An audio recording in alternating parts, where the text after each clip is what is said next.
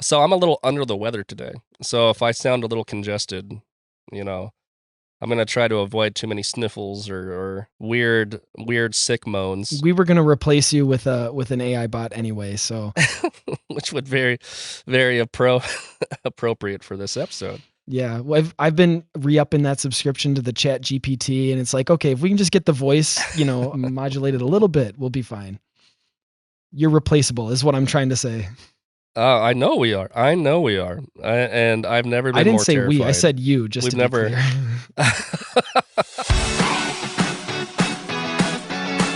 Welcome to the Voyage podcast, a show that traverses the oceans of myth and legend through the lens of Catholic theology and philosophy.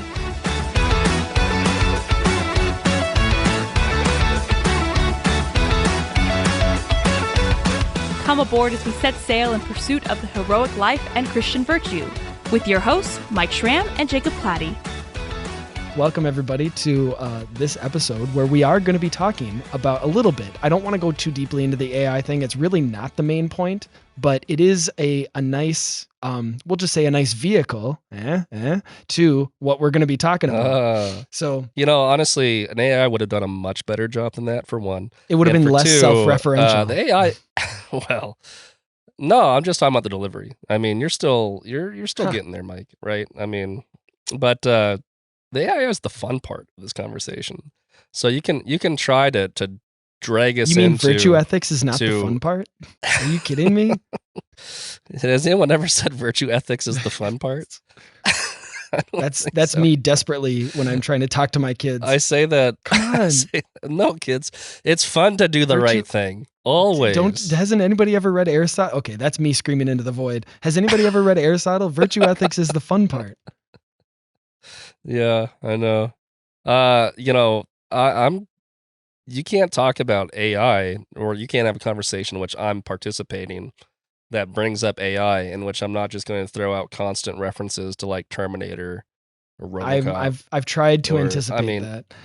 So, yeah, well, you should. If you really we should. haven't meandered enough, welcome everybody to this episode, this conversation of the Voyage podcast. Jacob and I, if you can't tell, we're going to be talking about not just AI in general, but specifically the role that AI has had in self-driving cars, because what we wanted to do is we wanted to see where this sort of thing has popped up, not just in kind of the world, but especially pop culture, in movies, media, whatever. But then we're going to tie it into the classic trolley problem, the philosophy, ethical dilemma of the trolley problem. Hey, what a twist. Yeah. Now, if that doesn't get you excited, folks, I don't know what. I mean, if you're not already excited about virtue ethics. Mike, you're getting your peanut butter in my chocolate, buddy. I mean, I just can't believe it. What a show. First, let's just go into like where do we see this sort of stuff prevalent? Oh yeah, Jacob, didn't you want to remind everybody to like and subscribe to the show? Wasn't that something you were going to? I can see it in your eyes. You wanted to say something about that. You could tell that's where I wanted to go, couldn't you? Yeah, you guys should absolutely like and subscribe to our show, because that's something I would say. Doesn't that feel good? I feel dirty. So we see this. Maybe you should get that. Maybe an AI replacement's not such a bad idea for commercials or something. We were talking about self-driving cars. Actually, the more recent example, because even when we first put the idea for this show, self-driving cars was the big thing. Now it feels like everybody's talking about the ChatGPT bots, especially. I thought you were about to say everyone's talking about psycho killer dolls. Oh. That have fun dance routines. Well, yeah, we can. I actually, I'm thinking I might watch it, but yeah. I'm totally gonna watch it. I've actually heard pretty good things about it.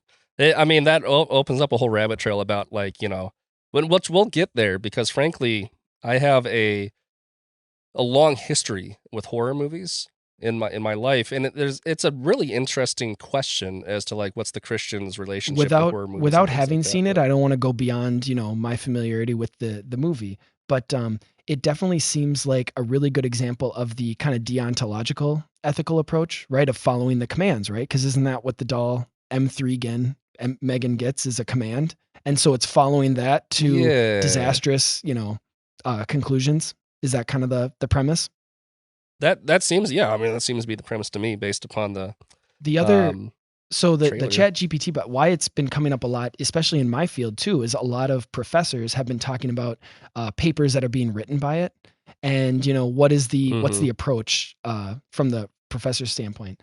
The other one is AI generated art, which obviously applies in our conversation when we're talking about pop culture, movies, media, and music, even though we don't really talk too much about music. But well, I tell you, so my field is graphic design, Yeah. right?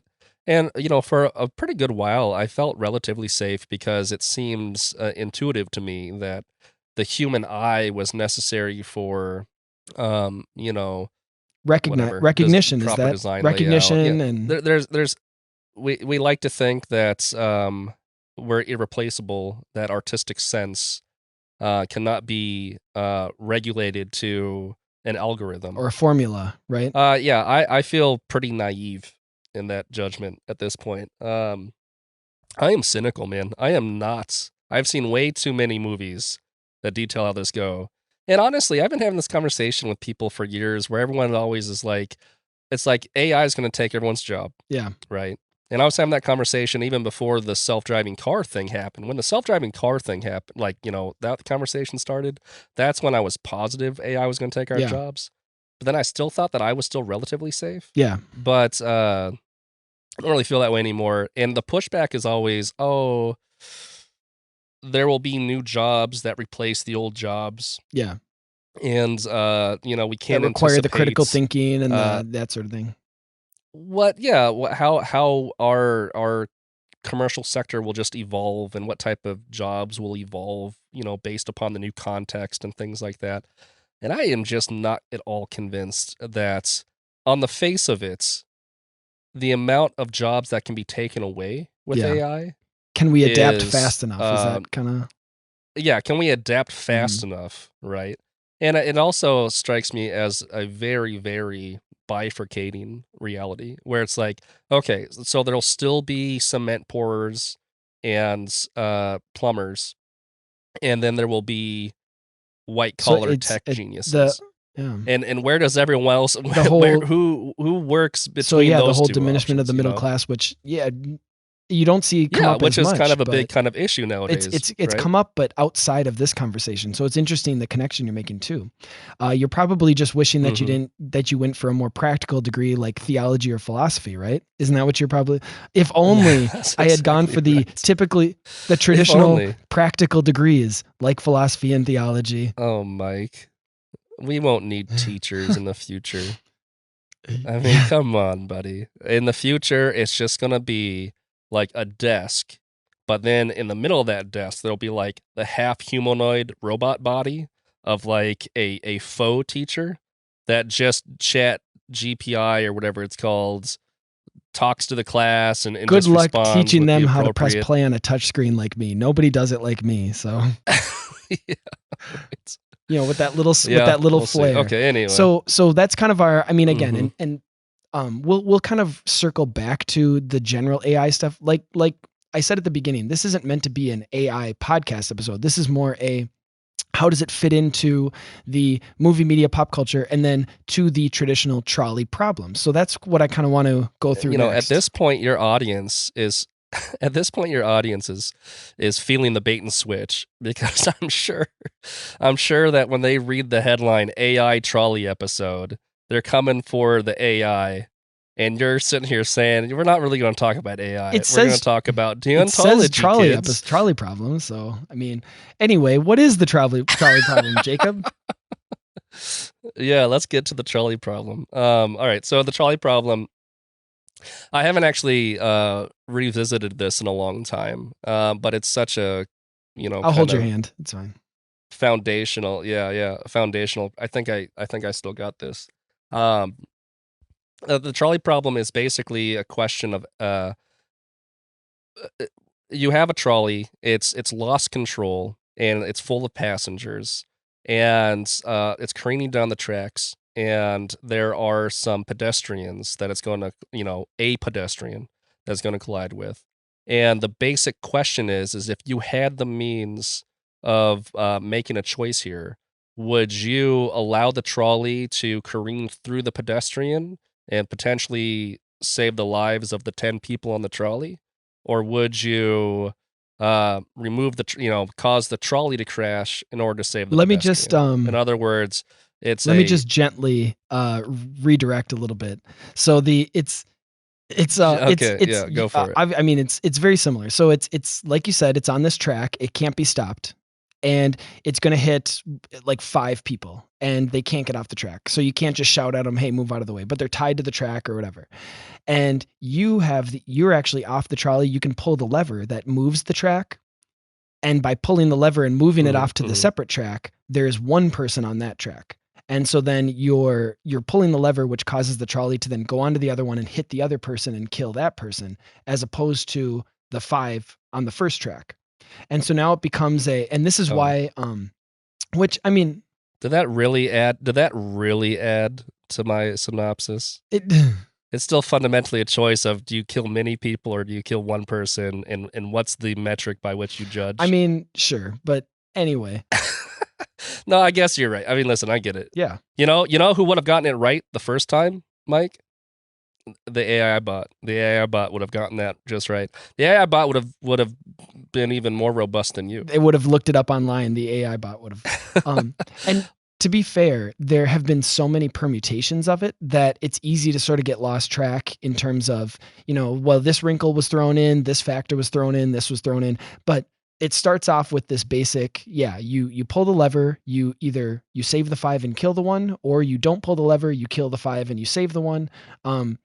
And you could even rephrase it as, do the needs of the many outweigh the needs of the few? And this is why, or the one. This is the real point of the quote unquote ethical dilemma. No pause for dramatic effect. No, I'm just moving forward. That's a moving scene. Wrath of Khan. If you haven't watched it, because I know there's probably lots of audience members who haven't, because it's old. Fix yourself. See, I was hoping you were gonna maybe make a reference to the 2 boats in The Dark Knight, but maybe you're done with Batman. Maybe you just don't care about Batman. Maybe that's what it is, Jacob. I'm all Batmaned out. Or maybe you're just not a real fan. I don't know. But that's a great example. I'm coming for you. Hey, I like all these different ideas of how the trolley problem. Well, and that's actually it's a good permutation, because one of the wrinkles is it will either tell you the motivations or not the motivations, or it'll tell you the innocent versus convicted criminals, which is basically what the Dark Knight scenario was. But what's the real point of the trolley problem? Isn't to get the quote unquote right answer, right? What are you really trying to figure out, or what is the if the teacher proposes it, what is really trying to be discovered here? Yeah, it's kind of a meta question, right? Yeah. It's kind of it causes you to evaluate the metrics by which you determine these things, and it raises the gray moral quandary of so much of what life's about. So it's that, like you said, it's a meta ethical question. It's not saying what's right or wrong. It's what is your system for determining right and wrong. It's what is your, like, I think you said metric was the right word. Your compass. And even using the word metric, you're starting to get into the calculations or the math behind it, which kind of feeds into one of those systems, doesn't it? Right? When you start to talk about. Yeah, no, absolutely. Isn't that true? Just like a robot too, right? Because when it fundamentally, how would you program an ethical system into a non-organic organism? It's got to be some kind of algorithmic reality, right? But it betrays this kind of utilitarian worldview, right? That we're so soaked in, and not even unjustifiably so. It's a very powerful heuristic, right? Utilitarianism basically says you do the most good for the most people. It's practical, right? It's super practical, and whatever, 8 times out of 10, it's a fairly reliable baseline. If I'm organizing things for my kids and there's some kind of quandary, well, do the most good for the most of them, kind of thing, and it's easy to fall back on. Of course, where it gets sticky is most good, Yeah, and frankly, you can do monstrous things under that metric. The most obvious recent example is like Thanos from Infinity Saga. his whole shtick was this utilitarian, most good for most people, sacrifice half the cosmos in order to achieve it. You think anybody ever suggested just doubling the resources? Or the idea that it's an infinite galaxy. I mean, I don't know. I'm just saying. There's so does it just keep killing? There's other options here, Thanos. Oh well. Yeah. It does assume it absolutely assumes that the pie does not get larger, for sure.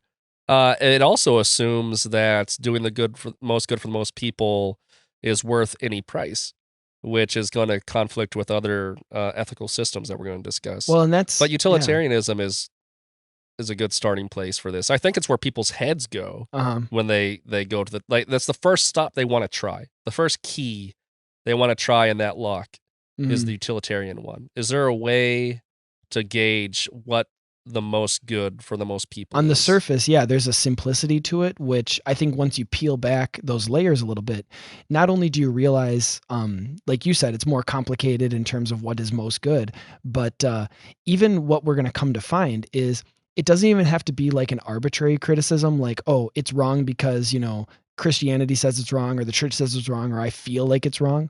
But it's actually, it's reliant upon an even deeper and more fundamental ethical system, which, like you said, that's kind of the, what did you want to say, the third half of the show or whatever to, or it's rip off another podcast. Yeah, something like that. So actually, what I first wanted to, and we started to kind of, not that he's an AI example by any means, but we see this very prevalent in, the bad guys, right? Or oftentimes the bad guys. I mentioned the Joker in the Dark Knight. You mentioned Thanos in the Infinity or the Avengers movies. Sure. Actually, the Avengers example I had was actually prior to Thanos. Because if we're talking AI, who's our first AI? Yeah. Who else but none other than Ultron?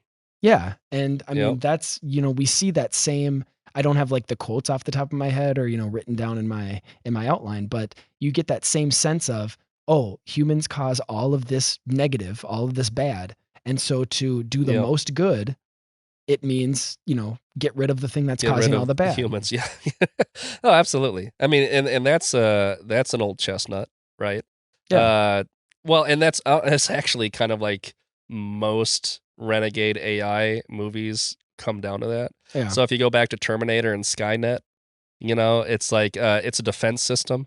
Skynet is created in order to defend against destruction or whatever. Then it's like, oh well, the best way to do that is just to remove humans. Because then sure, yeah, nobody check that off.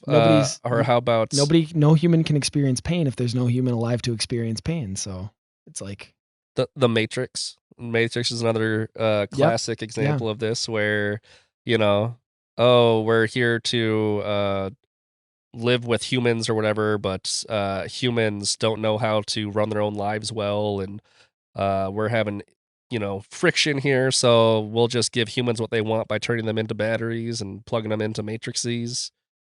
You actually see that in a Rick and Morty episode too. Now that I'm thinking about it, it's something very similar where, and like you said, it's producing the whatever chemical compound the movie needs to justify it or to produce it.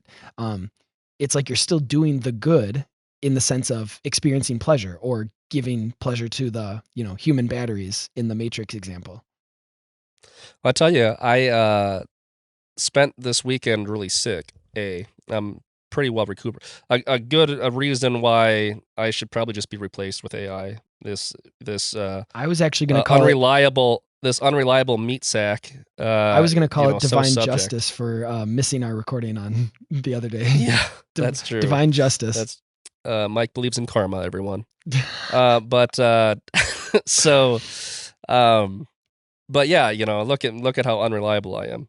That's what they do in the Matrix. If you ever watch Matrix, the Animatrix, which is kind of like the filler details about what actually happened. It's a pretty interesting collection of short stories told in anime form, but they go into the backstory, and the first thing they do is wipe out most of humanity with plague.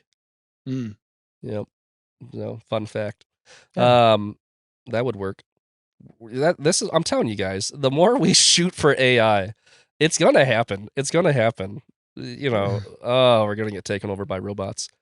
So this actually, when you said we're gonna get taken over, or I said we'll amuse ourselves to death. Do you know what that's a reference to? Did you ever read the Neil Postman book? No. Or have you ever heard of that book? No, I know what you're talking about, though. Yeah. Yes, I do know what you're talking about. It took me a minute. What's to get ironic, there, though, is because I actually read it recently. I've heard people talk about it all people have been talking about for, I think it came out like 30 years ago or so, maybe even 40 years ago. But ironically, he was saying all of these very prescient things about TV when TV was, I know. and he's saying, I know. like, isn't that cute? Yeah, and it's like, oh Neil, if you only knew. Yeah. Oh, if you only knew. His big thesis was, everybody's so worried about George Orwell's 1984, the authoritarianism or the tyranny of 1984, when in reality, it's what's going to happen is it's going to be authoritarian, it's going to be tyranny, but it's going to be the tyranny of Brave New World, where everybody had been, soma'd or conditioned or pleasured basically into submission. And that, again, that wasn't necessarily AI, but that's, if Aldous Huxley was writing it, whatever, 100 years later, that's what his bad guy would have been, Uh-huh. Well, what's interesting? People also bring up Fahrenheit 451. Yeah. In these trifecta of things. And I just reread /read, because I don't think I ever actually finished it when I was a kid. So I guess just read through for the first time the last year for Fahrenheit 451. And what really struck me the most upon that reread is that it's not actually an authoritarian, top-down, tyrannical regime that institutes censorship. No, and we do it to or the burning of books. And it's not even really about censorship as such. It's really much more about the whole amusing ourselves to death concept, or closer to what Huxley's talking about, where it's like we are going to choose to put down all of our ideas because ideas just get in the way of our happiness. So we are going to embrace domesticity in a room of TV sets, and just stop thinking about stuff. And we're going to champion it when we, burn those ideas, Well, and it very much, it turned, like the discomfort or the knowledge that came from books into a sort of scapegoat, right? To kind of like make a reference there. So actually, another example of this, even though, again, we're not trying to veer too far away from like the AI examples, we're trying to keep bringing them back in. But if you want to see this played out and then extend it even further, another good kind of post-apocalyptic of fight against reason and the reason sort of persevering through is the Canticle for Leibowitz. Have you ever heard of that one by, I think, Walter Miller? I have. That's another really good. I mean, it's been a while, but I love that one too. And it's taking a lot of these same ideas, and just projecting them even further. Because Canticle for Leibowitz actually covers like, I think thousands of years actually over the course of the whole book. Now it has huge time jumps, but you'll see why those time jumps are necessary. But it has to do with, kind of like you were saying with Fahrenheit 451, where it's like the reason and the information was, it was pulling us out of that comfort or that pleasure that surrounding ourselves with the screens, which we see in Fahrenheit 451 with Montag's wife. It was pulling us, and so we fight against that. That's what we fought against. And so you see some of that in Canticle as well. It's a super we I don't know, maybe we should just have a whole episode about this topic. This episode kind of turned into that topic onto itself, but well, we have like a post-apocalyptic kind of idea for the future too. So yeah, no, that's true. We'll definitely cover that more. I think to bring us kind of back around, you mentioned Ultron. We talked a little bit about Ultron in the Avengers movies, where you actually get to see Ultron's vision played out. Did you ever watch the What If series on Disney Plus? Oh no, but I did spend a lot of my weekends, because I've just recently regained a subscription to Disney Plus. So I've been catching up on a lot of content that I hadn't. And the only episode of What If I watched was the Sorcerer Supreme one, because this weekend I watched WandaVision, and then Multiverse of Madness. Okay.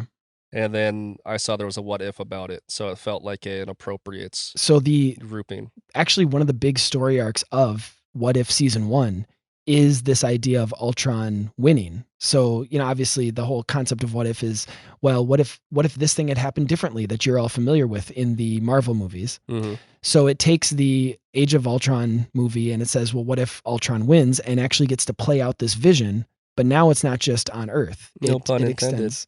Yeah. Oh, nice. that was neat. Yeah.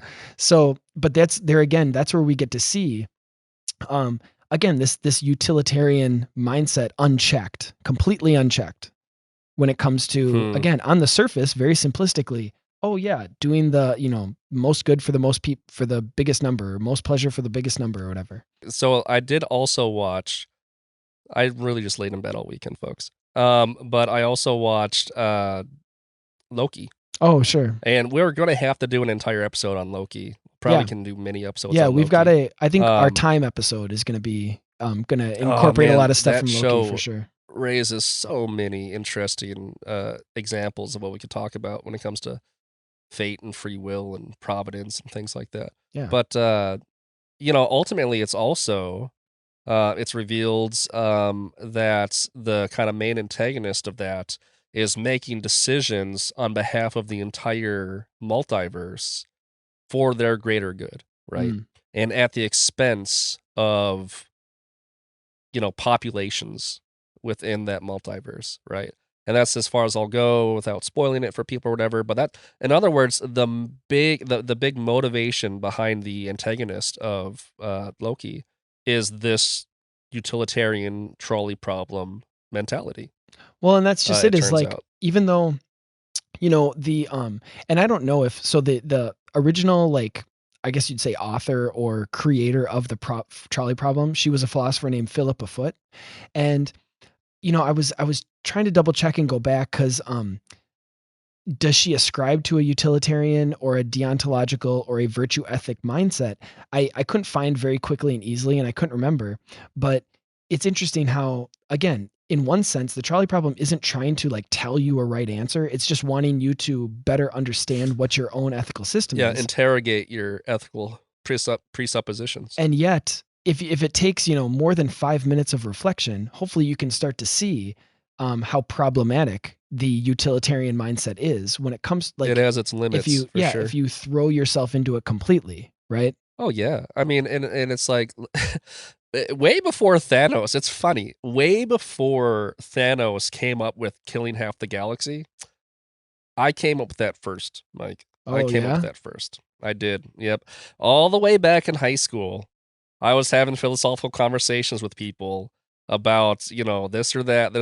And it's like, listen, if you really think that the ends justify the means, if you really think that doing the most good for the most people is the best approach to this, just kill half the planet.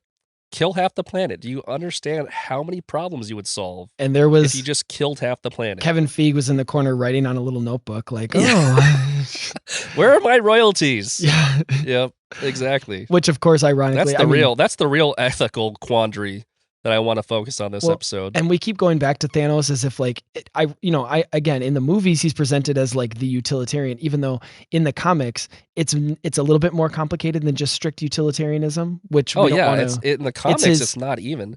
He loves death. Yeah. He wants to present a gift to the goddess of death, basically.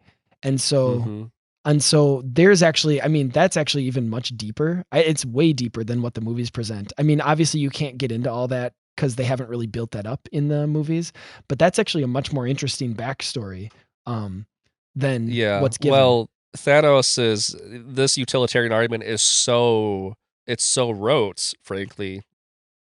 But hey, people keep using it because it's so intuitive. I think it's funny how many people tacitly agree with Thanos. Yeah. In fact, I'm pretty sure I just read a headline just the other day where James Cameron. Yeah. Like this was like last week. I read a headline where it's like James Cameron was like, "Oh yeah, Thanos was right." It's like James Cameron. You created Skynet, buddy. Like you're the guy that made Terminator, and now you're siding with Skynet. What happened to that guy? It's like, what happened? Is it like a, what is that called when you start to love your captors or whatever, or you start to love your chains? Yeah, Stockholm syndrome. Exactly. It's very much That's what happened. We've come to love our captors. We've come to love our chains. Pretty soon he's going to want to hit an iceberg and sink to the bottom of the ocean. He realized that he loved Big Brother all along, and then bang, not to give a spoiler. That's right. Boom. So what are you mentioned Skynet, Terminator. We talked about Ultron and Avengers and What If. The classic 2001 Space Odyssey, right? The evil AI system with HAL. True. And so there's another, that's not necessarily falling into the like ethical dilemma, I guess, so much. I mean, there it's pretty clearly evil, but that's maybe a reflection of the older. Well, I'm trying to think like what was it? Was it merely a malfunction that makes Hal go off the deep end, or what? It was self-preservation. I was going to say, I thought it was that it realized that the human was trying to like override it, and so it was. Yeah, you could say self-preservation. Well, he was trying to override it, but it was also because, wow, I guess it's been a long time since I've seen that movie. I read that book too. Even, well, I can't remember. Why does Hal go bad? Is it just self-preservation? Well, even if. Let's just maybe. Jump or piggybacking, I guess, a little bit onto that. What's the other really popular? And you mentioned, a lot of these are put down in book or literary format first, but I, Robot too is another really good AI example. Oh yeah, no, that's certainly a classic, a really obvious one.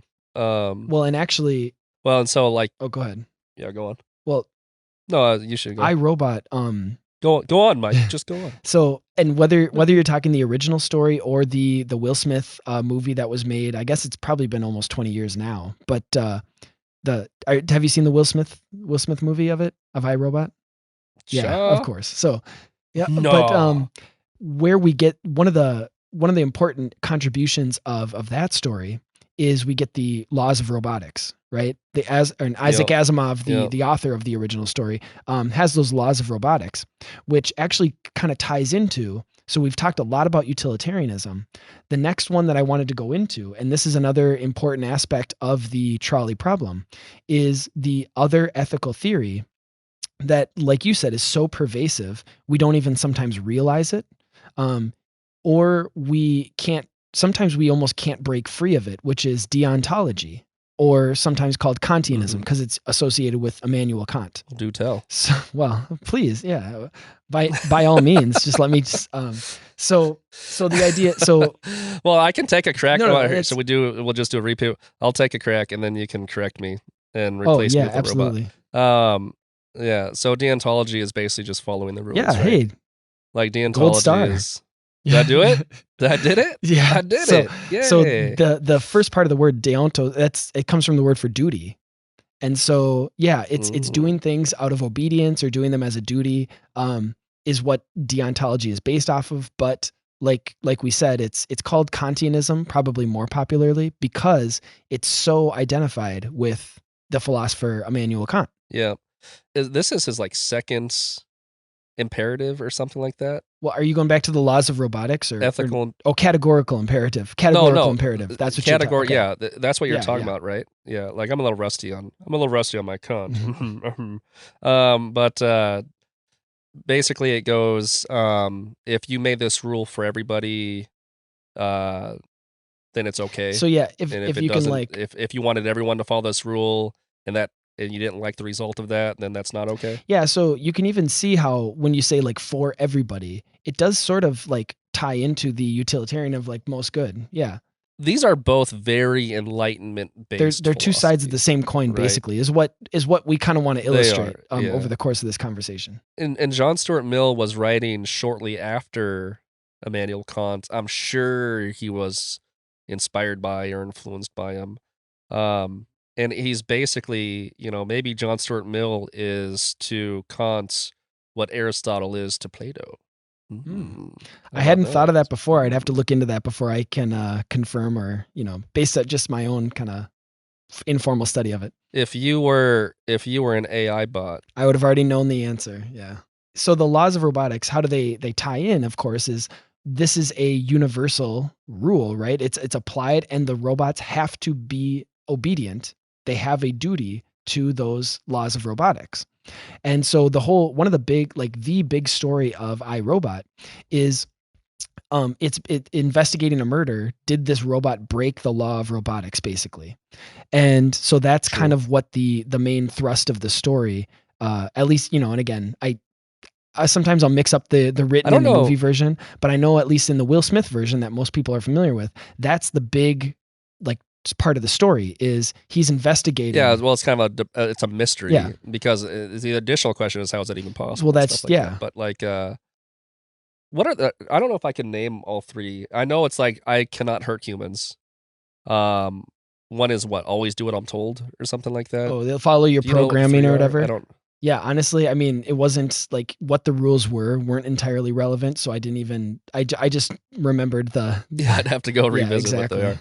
One of them is don't hurt humans. That's like I think that's like the third and most important rule is anything you do, you're not allowed to hurt humans. And then obviously that's the whole conflict is, well, this robot is being investigated for murder. Well, how could it have, murdered if it, whatever. So, yeah. But anyway. So how does this kind of tie into the trolley problem? Just like you were saying, a lot of people's gut reactions when they first are presented with the problem is, well, what saves the most people, right? That's the utilitarian approach. Yeah. But then on the flip side, a lot of times people will sometimes say, well, I've taken a vow basically, or I have to be obedient to not killing somebody. And this is why the whole factor of pulling the lever comes into play, is because now, it's one thing to let something happen. It's another thing to have an active participation in pulling the lever and then moving the track so that it kills somebody. And so that's where the deontology factor comes into play too. Am I taking a role? Am I going against this vow, or am I being obedient to this rule of not killing, killing an innocent person or killing a person, whatever your rule is? But that's deontology. Yes, deontology, and there's going to be a third ethical system that we're going to approach, right? Oh yeah. That's going to, I think, oh yeah. But deontology probably for a lot of Christians just sounds like the Ten Commandments. Basically, yeah. Deontology for a lot of Christians just sound, well, what's so wrong with that? I mean, isn't that, don't we just follow the rules? Well, that's yeah. I mean, certainly that's the caricature, that's the critique of so much of Christianity, is that it's just a bunch of dogma, it's just a bunch of rule following and things like that.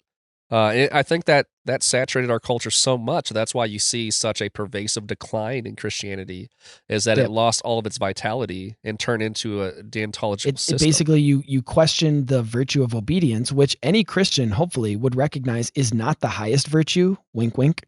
It's not the highest virtue.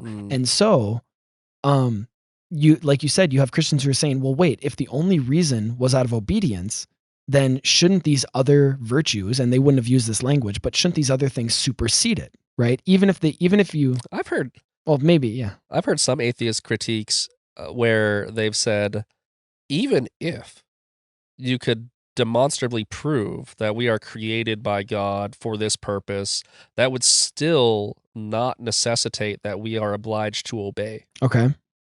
And I mean, like, I think that, that's a whole conversation unto itself. But I will give credit where credit's due, that if it really is just a deontology, if it really is just about obeying the rules, then it's a fair critique. Well, and actually, that it's like, even if we're created by God for a purpose, who says that we should follow? Well, and actually what you're starting to kind of float into is the Euthyphrian dilemma, right? Of, is something good? Oh, of course. Is something good because God said so, or did God say so because it's good? That's basically that's deontology, right? Because if God is now beholden to or obedient to this law or this rule, this concept of good, this system, then of that becomes the new God. That. And so really, that's the power outside of God that God is beholden to, and ergo is no longer God himself. And if any listener can't tell by now, we're both very critical of utilitarianism and deontology, because as you can hopefully tell, they're both bankrupt, basically. I mean, well, only insofar as they've taken over so much mental, ethical real estate, right? I mean, at the beginning of this conversation, it's like, yeah, eight times out of 10, utilitarianism is how I operate. And sorry to jump in really quick. You were making the parallels between deontology and the Ten Commandments. There's also the parallel between utilitarianism and the by their fruits you shall know them. Like that very much sounds like utilitarianism when you say, oh, does it produce this thing? And so how much good does it becomes sort of a mischaracterized or misunderstood biblical basis for both of these. But sorry to cut you off. Go ahead. No, that's cool. It's not like these. At the end of the day, our moral landscape is always utilizing all of these different means of adjudicating, right? But and so maybe bankrupt's not the right word, but the idea that they can be the only systems we need, that's bankrupt. The idea that they are somehow sufficient enough to decide how to organize society or organize our personal lives. Yeah, I don't know about that. And I think that that's where the AI question comes into play, because if you're sitting there trying to figure out how to create AI and you want to organize it around a system, you're fundamentally going to fall into one of those two ethical programs. Yeah. And that's why all these AI systems go crazy, folks. That's why if like your only program for ethics is do the most good for most people or follow the rules, there's always this dark inevitability that arises. So actually, this is a perfect, again, what robot could have done this, Jacob? It was a perfect transition to so actually I'm still tying useful. So tying it back to the trolley, because again, this is called the AI self-driving trolley, right? It's AI self-driving trolley problem. And so going nice. To what you were saying, clever. Wasn't it though? Come up with something so clever. AI chatbots. It's art, basically. So what AI can do really well, and you've talked about this, we've illustrated this in all the examples we've used, is it's really, really good. Computers are really, really good at calculations. Well, what is utilitarianism but just calculations on some formula? What in this formula, what equals good, what equals bad, and then let's calculate it out. Mm-hmm. AI or computers are always going to be really, really good at that. So AI is always going to be really good utilitarians. Or to go to the other example you said, yep. AI or computers will always do a really, really good job of following commands. They're always going to be deontologists. They'll be deontologists and utilitarians. And they're going to do it perfectly yep. because they're programmed to, or they're machined to do it. Right. And so our issue isn't, do we just need to be better utilitarians than the computer? Because that'll never happen. We're never going to be able to calculate or compute faster. Do we just need to follow the rules better, grit our teeth and follow the rules better than the computer? Well, we're never going to do that. And so what is the only kind of way forward, or what is this third way, which, we've kind of been hinting at, and I said it flatly right at the beginning, right? It's all about virtue ethics, man. Well, you were throwing out the word virtue nonchalantly in some of these dialogues, and it's like, yeah. See, you're giving it away. Yeah. What do they do? Yep. Is that it's not a MacGuffin, because we are going to actually refer to it, but it's definitely the little carrot or something. But anyway. Yeah. Well, it's the presupposition, frankly. Mm-hmm. It's like, what's virtuous? Well, and actually, so when we kind of bring this back around one more, is it's not even that, yeah, maybe bankrupt was not the entirely best word, but it's that utilitarianism and deontology are insufficient in and of themselves because they rely upon, or they're founded in, or grounded in a virtue beforehand, right? Like I said to you, yes. Obedience is a virtue. It's just not the greatest virtue. So being obedient, right? You can be obedient to the 10 Commandments, but not at the expense of a greater or higher virtue. Yeah. Or you can be obedient to Hitler. Well, right? I mean, like, you can be obedient to all kinds of bad ideas. And so this kind of brings us back to, like we've already said, AI is going to always be or the AI self-driving trolley is always going to be really good at calculations. Does it hit the 5 people, or does it turn and hit the 1 person? Or it's going to be really good at obeying rules, when it comes to how does it react in the scenario. But what AI, right. And this is, not that I'm not going to claim to be like having done the most research in AI and what AI can do, but everything that I've found, AI cannot comprehend virtues. It cannot, when I use the word comprehend, I use it purposely. It can't comprehend in the sense of like really understand what is like. It cannot assign value. Like it cannot intuit value. It has to be given value. Exactly. So yeah, it can mimic. It can mimic virtuous things, but there again, that's still the human programming it. So that's still deontology. Right. It can't like be given some scenario, even if it takes in all of its past, internet searchings or past experience or whatever its database has. It's not going to. I think intuit was maybe a good word that you used. Well, I think intuit is the right word.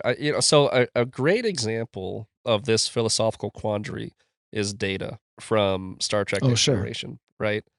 So for 7 seasons, you have this ongoing story arc where this android is trying to become human, trying to understand human. They use it to great effect, use him to great effect, use it, him, to great effect, to social commentary on how humans behave and things like that.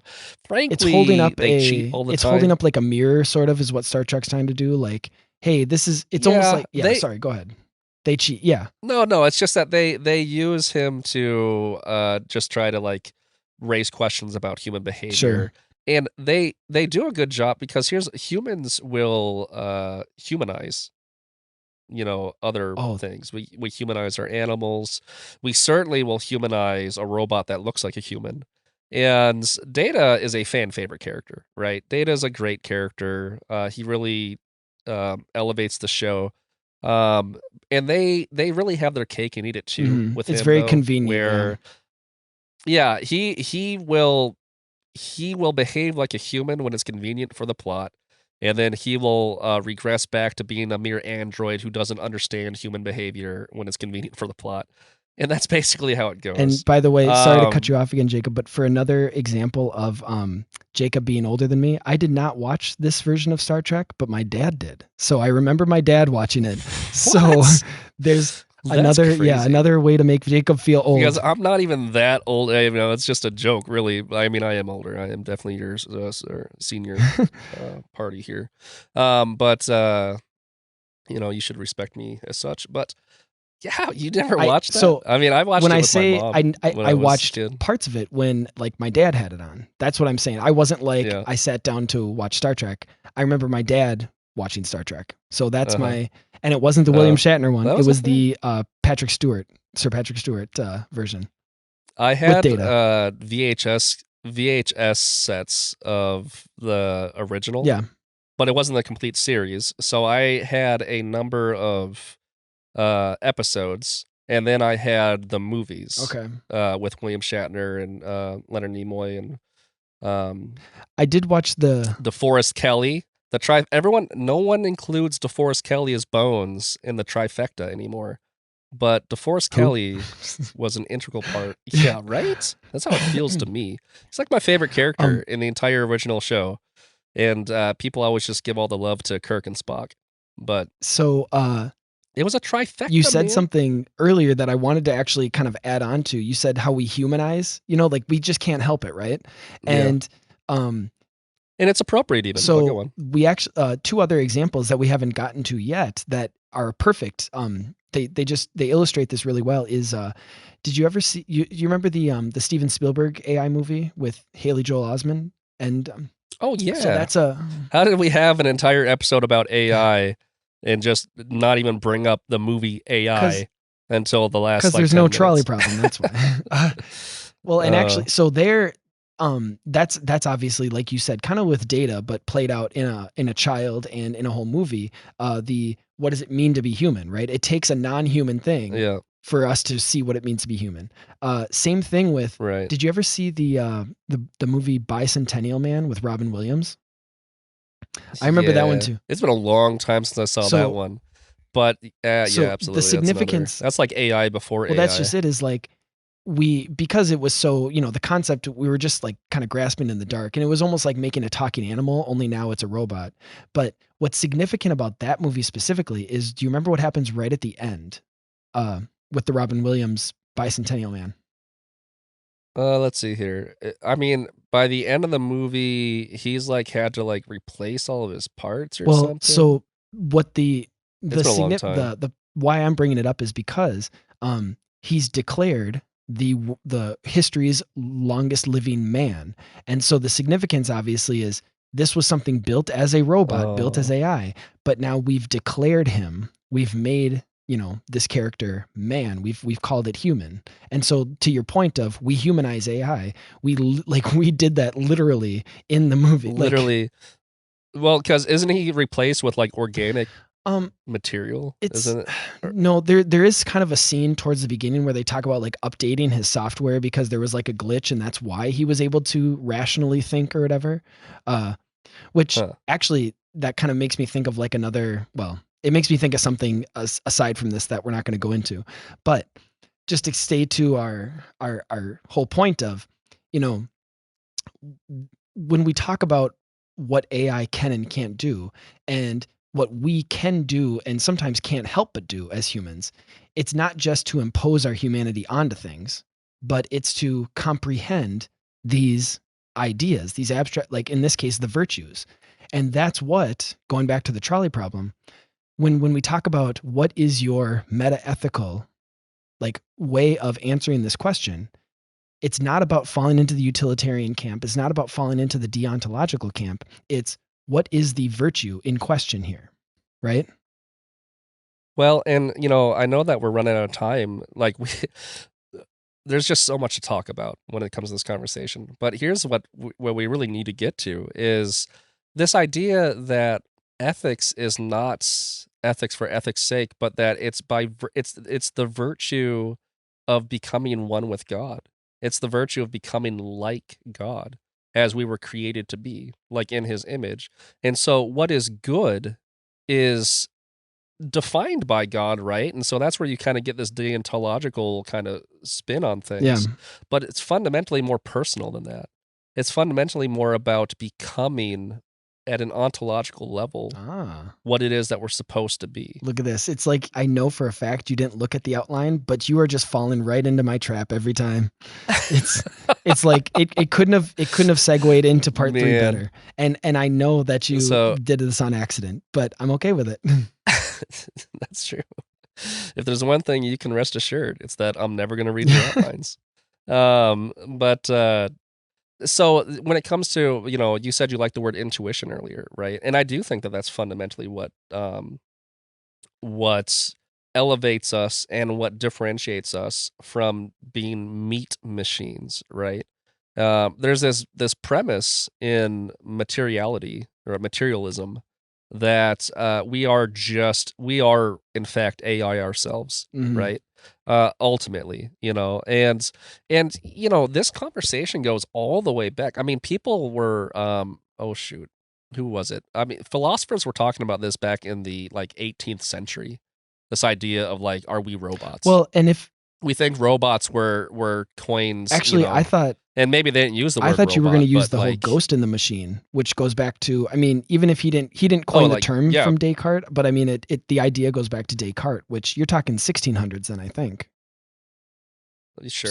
So that's where I thought you were going to go with it. But yeah, that whole question. Well, and that still gives credit to the idea of there being a ghost or a soul or whatever. I mean, there are people. Hume, I think it was Hume that was raising some of these. Are we just robot questions? Because he's anticipating. Look that up, folks. I think that's where I got this from. But he was anticipating what materialism would eventually just embrace as dogma. Which is, we are just meat puppets that think we're alive. And, I don't believe that, right? Mm-hmm. And people would be like, well, that's just your opinion, man. But if it's not true, then you really can just kind of make up whatever your ethical system's going to be. And I think that a lot of materialists have just accepted that as the necessary consequence. Well, and that's just it, is you can be obedient to your own rule or your own set of rules, but then if you're the arbitrator, then how important is obedience anyway? If you're the arbitrator, then it's always arbitrary. Yeah.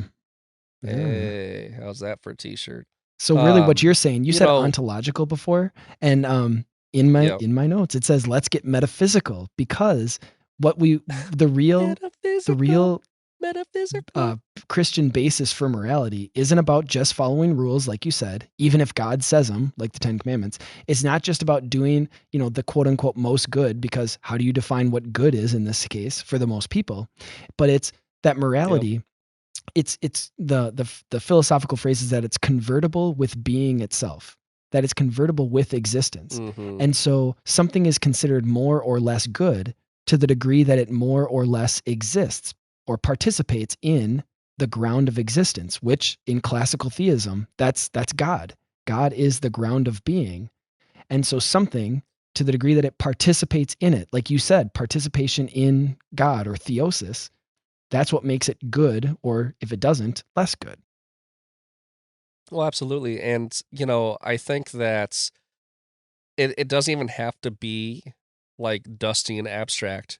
This goes back to St. Augustine talking about having God-shaped holes, right? Yeah. Like Restless this goes heart. back to like you will feel more alive. You will feel more real when you are abiding in the realness that is God. And that's what this is about.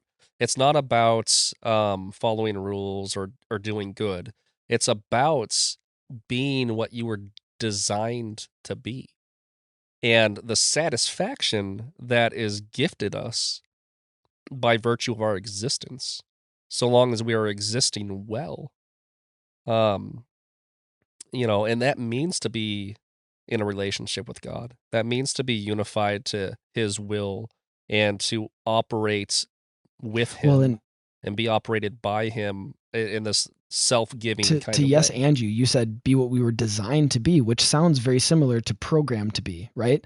But this isn't a redirected or crypto deontology, because what were we designed or programmed to be was free rational beings, which Exactly. necessarily includes free rational participation in the good or the virtuous. Right. And so when we comprehend the virtues like justice or temperance or prudence or ultimately charity, right? Because even Aquinas would say, even though we can't comprehend charity, the theological virtue, there is a natural virtue of charity that even an unbaptized person can recognize and start that participation in.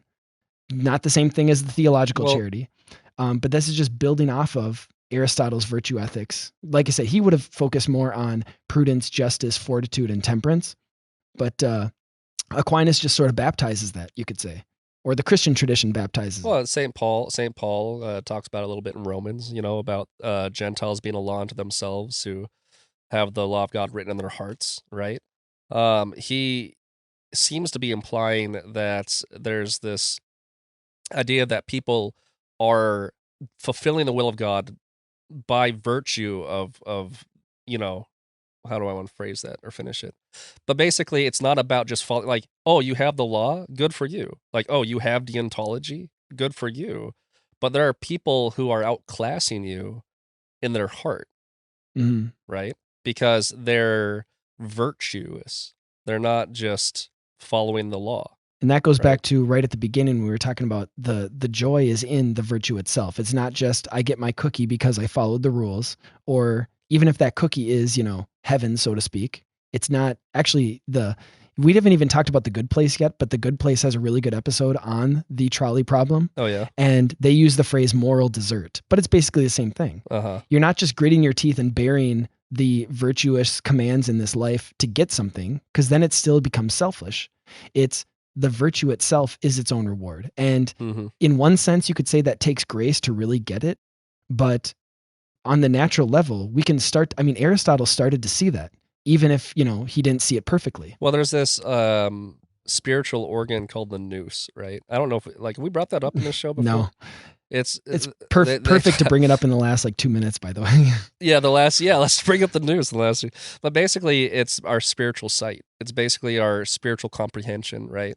And so most people are going to very easily critique notions of virtue ethics as that's just your opinion, man. But I believe the truth of this is that everyone would have the same opinion with the proper spiritual perception, right?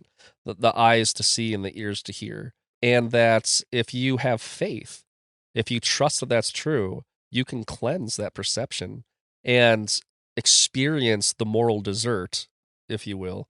But you have to step out in faith on it, you know. Jacob, I think we did it. Mm-hmm. I think we recorded a trolley problem episode. Oh wow! So for the listeners, by the way, too, the backstory of this is we have tried. This is like our third time, I think, and where we've recorded a full episode, and either the audio was off or something was, just technical difficulties, and it's been this was supposed to be like our second episode. And it's not going to be. Well, yeah, that was, I felt. And it just kept happening over and over. So I think, Jacob, we finally did it. Thank you guys for coming to listen. Thank you, Jacob, for being willing to have this conversation again. Thank you guys. Don't forget to, as always, like and subscribe so that, we don't have to replace Jacob for a machine that's more reliable. And we look forward to having more of these conversations with you guys. Like, subscribe, rate the show, positive reviews. We appreciate so much of it. And yeah, we will talk with you guys later. Hasta la vista, baby. Thanks for listening to Voyage Podcast. The Voyage Podcast is a production of Voyage Comics and Publishing, which seeks to create exceptional entertainment informed by Catholic values that inspire people to live a heroic life. Voyage Comics seeks to advance truth and beauty found in powerful stories. To learn more, visit voyagecomics.com. You can also follow us on Facebook, Twitter, and Instagram.